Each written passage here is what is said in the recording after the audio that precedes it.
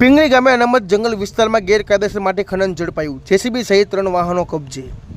પિંગળી ગામ ખાતે અનામત જંગલ વિસ્તારમાં ગેરકાયદેસર રીતે માટી ખનન કરી પોતાની વાડીમાં નાખવાના મામલે તળાજા વન વિભાગ દ્વારા કડક કાર્યવાહી કરવામાં આવી। પ્રાપ્ત માહિતી મુજબ નાયબ વન રક્ષક યોગેશભાઈ દેસાઈ, વિમલભાઈ ભટ્ટના માર્ગદર્શન હેઠળ Mahuva normal range RFO RK Parmar અને ભાવનગર આરએફઓ બીજી ગલાનીના માર્ગદર્શન હેઠળ આરબી મકવાણા, વનપાલ તળાજા, એસબી નાગસ વનપાલ મહુવા અને કે ગોહિલ વનપાલ ભંડારિયા તેમજ વનરક્ષક સીએમ પંડ્યા, મુનેશ બારૈયા, એનટી ગોહિલ અને એલએમ જામુતાની ટીમ દ્વારા કાર્યવાહી કરવામાં આવી હતી। તપાસ દરમિયાન પિંગળી ગામના અનામત જંગલ વિસ્તારમાં ગેરકાયદેસર માટી ખનન થયાનું સામે આવતા ભારતીય વન અધિનિયમ 1927ની વિવિધ કલમો હેઠળ ગુનો નોંધી આગળની કાર્યવાહી હાથ ધરવામાં આવી છે।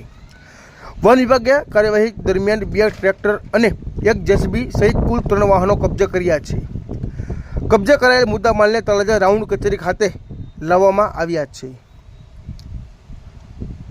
સાથે અનામત જંગલ વિસ્તારમાં ગેરકાયદેસર ખનન કરનારા તત્વો સામે ભવિષ્યમાં પણ કડક કાર્યવાહી કરવાની ચાલુ રહેશે તેવી ચેતવણી આપવામાં આવી હતી।